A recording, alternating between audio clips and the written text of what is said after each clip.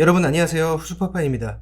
얼마 전에 후배와 통화를 하다가 법인을 새로 만든다는 고객이 있었는데 절차를 어떤 순서로 진행해야 하는지 잘 몰라서 좀 난처하고 많이 뻘쭘했다. 이런 얘기를 들었어요. 어려운 게 없기 때문에 간단히 설명해 주다가 저도 처음에 어리버리했었던 옛날 기억이 떠올랐습니다.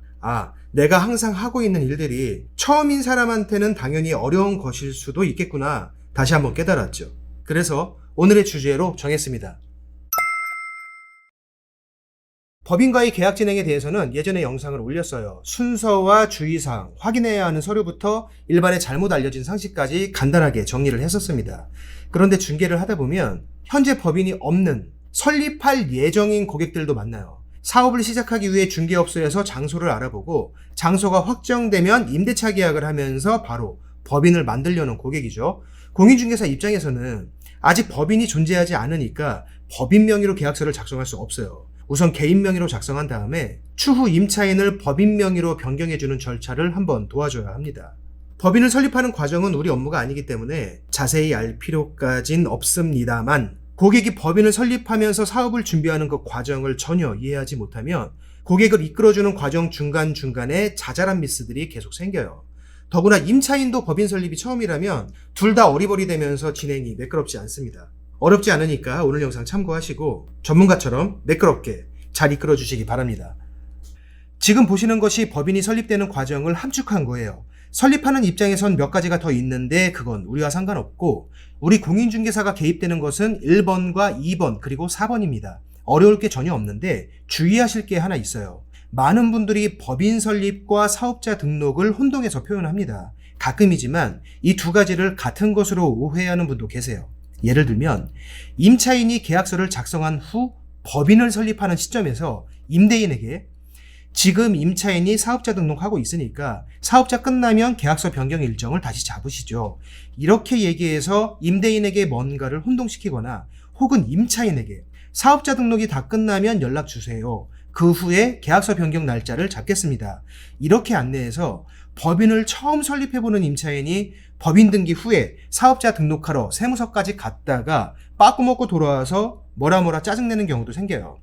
법인이 사업자를 등록하기 위해서는 먼저 법인을 설립한 후에 몇 가지 서류를 챙겨가야 하는데 그 중에 법인이 사업 공간을 확보했다는 서류, 즉 법인 명의의 임대차 계약서가 있어야 합니다. 이게 없으니까 빠꾸 먹죠.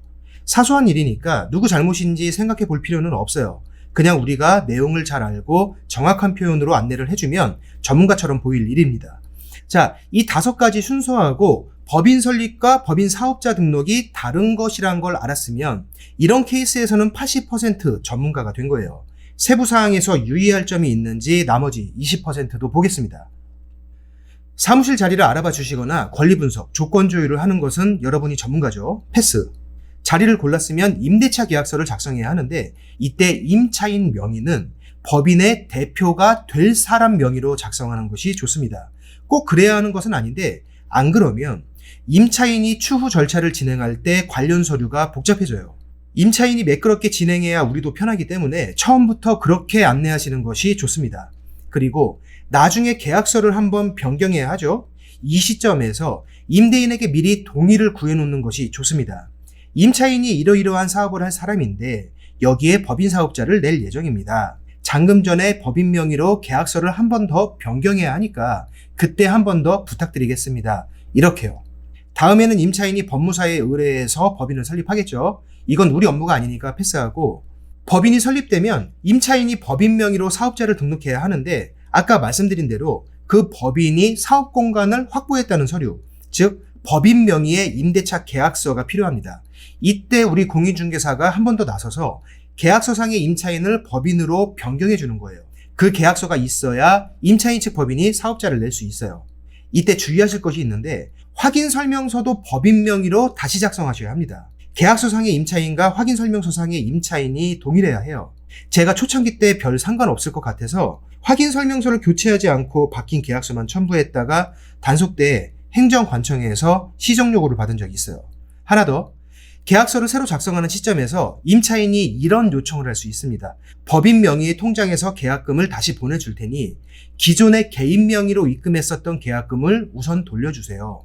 반드시 그렇게 해야 하는 것은 아닌데 법인이 설립되는 과정에서 나간 돈은 법인 통장에서 나간 기록이 있어야 나중에 서로 정산하거나 각자 회계 맞추기가 쉬워요. 임대인 측도 법인이라면 임대인 측에서 먼저 요청할 수도 있어요. 이때의 순서는 임대인에게 최초 계약금을 먼저 돌려주라고 하는 것이 아니라 임차인이 법인 명의 통장에서 계약금을 다시 입금해주면 임대인이 확인 후 기존 계약금을 돌려주는 방식으로 안내하는 것이 맞습니다. 왜 그런지는 다들 아실 거고 어차피 추후에 계약금보다 더 큰 잔금을 지불해야 하죠. 임차인 측 법인이 먼저 입금하고 그 다음에 돌려받는 것이 순서상 맞습니다. 여기까지 완료되었다면 추후 잔금이 지급되는 날 임차인이 새로 바뀐 임대차 계약서와 기타 서류를 챙겨서 세무서에 사업자 등록을 하면 되고 우리는 중개보수 받으면서 세금 계산서를 끊어주면 끝나는 거예요. 자, 오늘 내용 특별히 어렵지 않으셨을 거예요. 사실 엄청나게 중요한 내용은 없어요. 이런 상황일 때 이런 내용을 미리 알고 계신다면 부드럽게 진행하는 데 도움되는 팁 정도라고 생각하시면 됩니다. 오늘 영상은 여기서 마치고요. 다음 영상에서 다시 뵙겠습니다. 고맙습니다.